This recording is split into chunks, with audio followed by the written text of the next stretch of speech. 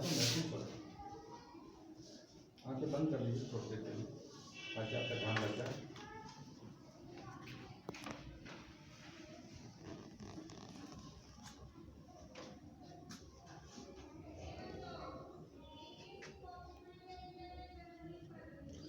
ये आगे कर सकते आगे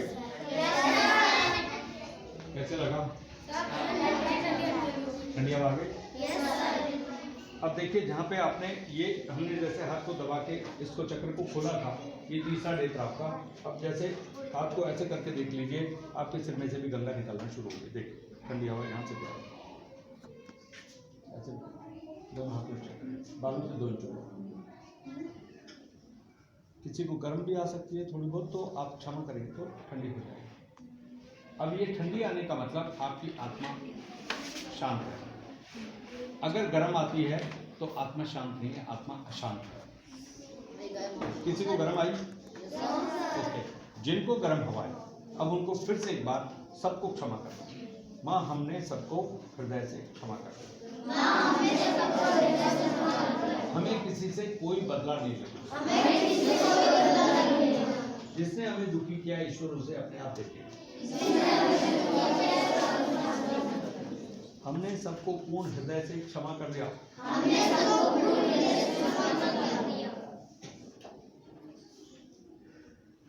अब एक बार फिर से क्षमा ईश्वर से मांगे। हे परमात्मा कृपया हमें क्षमा कर दीजिए। अगर इस जन्म में या पिछले जन्मों में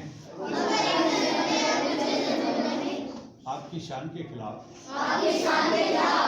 जाने अनजाने में अरे बाबा चिल्लाना नहीं, धीरे जाने अनजाने में कोई गलती हो गई हो या हमने अपने किसी साथी का बुरा कर दिया हो या उसकी आत्मा को ठेस पहुंचाई हो तो आप कृपया हमें क्षमा कर दीजिए और हमारी रक्षा कीजिए। ठीक है, अब इसके बाद इस हाथ को एक बार फिर आँख बंद करके इसको माथे को झुका दीजिए और धीरे धीरे 7 टाइम 7 दफ़ा, क्योंकि ये शक्ति 7 चक्रों में से ऊपर आएगी तो आप 7 दफ़ा इसको गोल गोल ऐसे घुमा। Okay, thank you. वहीं पे रख दो इस तरफ, इस तरफ। अब देखिए दोबारा से हाथ खोल लीजिए। अब जिनको थोड़ी बहुत कसर थी अब शक्ति की तरह और और आप फोटो को देखिए, श्री माता के चित्र को देखिए, क्योंकि आप चित्त एकदम आपका शांत है। आपके मन में कोई विचार, चिंताएं, दुविधाएं कुछ नहीं है, सिर्फ फोटो है और आप और आपका ध्यान रखिए। ये ध्यान की पहली स्थिति। आपका चित्त शांत है, फोटो में से शक्ति आ रही है और मन में शांति है और इस ब्रह्म शक्ति को आप महसूस कर रहे हैं।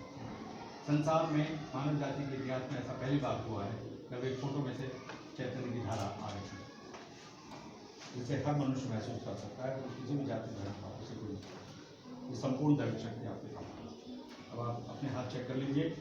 जिनका जन्म दिन के समय हुआ है, सूर्योदय से लेकर सूर्यास्त के बीच दिन के समय, उनके राइट हैंड साइड में सूर्य नाड़ी में प्रकाश पहले आएगा और जिनका जन्म सूर्यास्त के बाद रात्रि काल में हुआ है उनके चंद्र पक्ष में लाइट आएगी। आप नक्शा देखेंगे तो उसमें लेफ्ट साइड का हमारा हिस्सा चंद्र पक्ष है और राइट साइड का हिस्सा है शरीर का सूर्य पक्ष। ये कृष्ण पक्ष है, ये शुक्र पक्ष है। लेफ्ट साइड इज मातृ पक्ष, राइट इज पितृ पक्ष। तो अपने अपने हाथों की उंगलियों पर आपको पता चल जाएगा कि किसको लेफ्ट में जाता है, किसको राइट में जाता है। जब चंद्र और सूर्य दोनों की शक्तियां बराबर हो जाएंगी तब दोनों हाथों में बराबर चैतन्य होना शुरू। देखो किसको लेफ्ट में, किसको राइट में। राइट में किसको आया पहले हाथ ऊपर करेंगे, राइट वाले। ओके, और जिनको लेफ्ट में वाइब्रेशंस आए अब वो हाथ ऊपर करेंगे। तो मतलब ऐसा हुआ कि कुछ बंदों का जन्म सूर्य पक्ष में हुआ है और कुछ बालकों का जन्म हुआ है चंद्र पक्ष में, और हमें तो चंद्र और सूर्य दोनों में बराबर की पावर है। तो जब आप श्री माता से अगर चंद्रमा कम है तो देखिए चंद्रमा कम है तो चंद्रमा का पलड़ा नीचे है, सूर्य का पलड़ा भारी है, और किसी में चंद्रमा का पलड़ा भारी है, सूर्य का पलड़ा नीचे है। हमें क्या चाहिए? चंद्र और सूर्य दोनों में बराबर की रोशनी। तो आप माँ से बोलिए, माँ हमें संतुलन में ले आए।